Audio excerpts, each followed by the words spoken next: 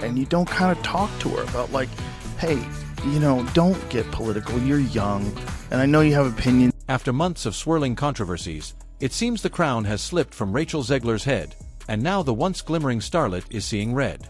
Disney's live-action remake of Snow White, a project once hyped to be the studio's next massive cash cow, is now looking like a full-scale box office tragedy. Directed by Mark Webb and featuring none other than Gal Gadot as the evil queen, the film had serious star power behind it. Instead of enchanted mirrors and dreamy fairy tale endings, Disney is grappling with a financial horror story that no spell can fix. Opening weekend figures shocked even the harshest critics. A movie with a staggering $250 million budget managed to scrape together only $43 million, a disastrous showing by any metric. It's not just a flop, it's a public roasting of monumental proportions. Memes, TikToks, rants, and viral posts flooded the internet, ripping into the film and Rachel herself with unforgiving glee. As if that weren't enough, rumors began to spread that theaters internationally were quietly pulling the film from their lineups due to its dismal performance. Can you really blame them? If theaters are practically empty, keeping a movie on the schedule is just wasted space. Behind the scenes, you guys know as well as I do that those executives like Spielberg are looking at that. Comedian Chrissy Mayer threw gasoline on the fire by posting about a Saturday night IMAX screening in one of the biggest theaters in the DC area that had sold exactly 0 tickets. That's not just a red flag, that's a neon-lit, 5-alarm disaster. Another user posted about a similarly empty theater during peak family movie hours.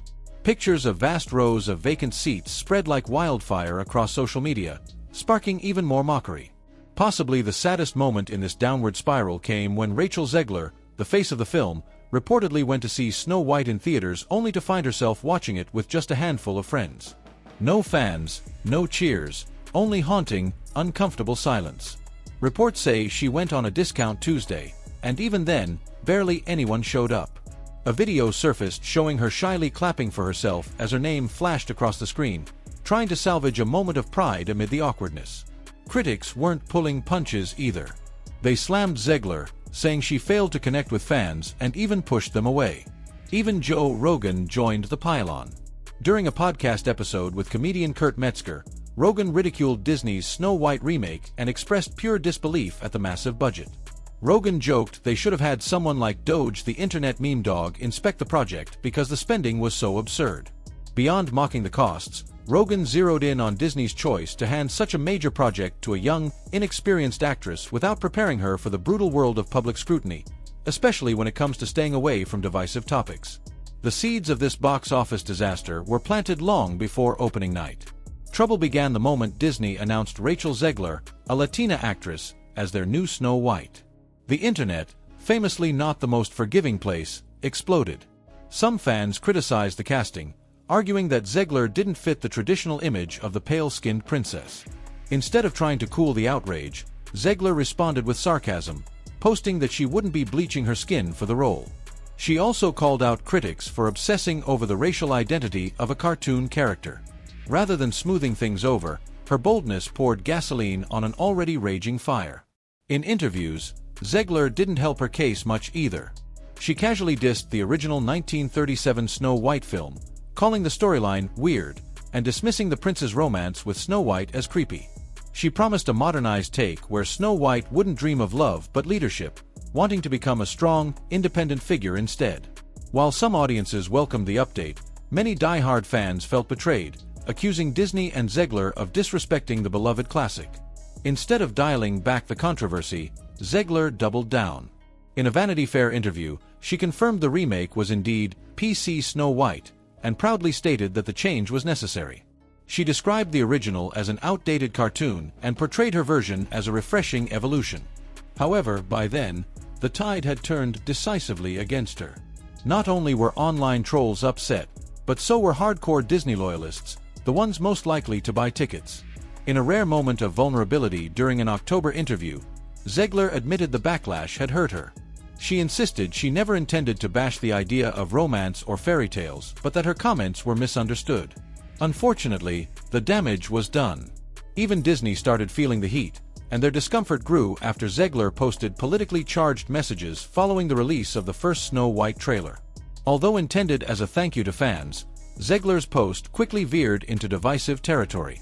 Executives, reportedly including big names like producer Mark Platt, scrambled to control the situation, even flying in to personally meet Zegler. Sources say Disney urged her to delete the post, fearing it would further alienate audiences, but Zegler stood her ground, refusing to apologize or remove it. To make matters worse, her post clashed politically with Gal Gadot, her co-star, who served in the Israeli army. Disney was now caught between a rock and a hard place, trying to protect both actresses amid international tensions. Security was ramped up around Gadot, and Disney hired a full-time social media handler to manage Zegler's posts moving forward. The studio even abandoned traditional promotional events. There was no grand Hollywood premiere, no glittering red carpet, no classic Disney fanfare.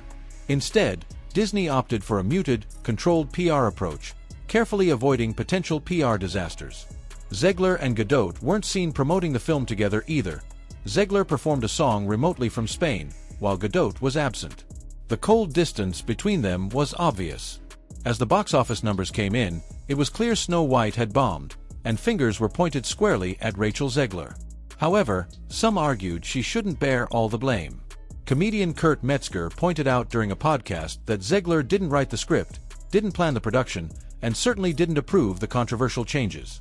At the end of the day, she was just an actress following direction. Indeed, many of the most controversial decisions, like how Disney chose to portray the Seven Dwarfs, had nothing to do with Zegler. Instead of casting actors with dwarfism, Disney used CGI to have Martin Kleba portray all the dwarfs, a move that drew harsh criticism, including from actor Peter Dinklage. Despite Disney's assurances that they consulted with members of the dwarfism community, many fans saw it as a huge missed opportunity for true representation. The failure of Snow White sent shockwaves through Disney's live-action plans. One major casualty was the studio's highly anticipated Tangled remake.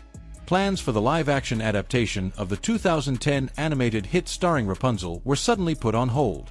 With a script by Jennifer K. Tin Robinson and Michael Gracie set to direct, expectations were sky-high. Yet after Snow White's disaster, Disney slammed the brakes, clearly needing time to reassess its entire live-action strategy. So now the big question hangs in the air. What's next for Disney? Will they learn from this failure and deliver films that audiences truly connect with?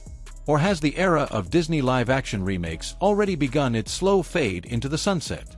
What do you think about all of this?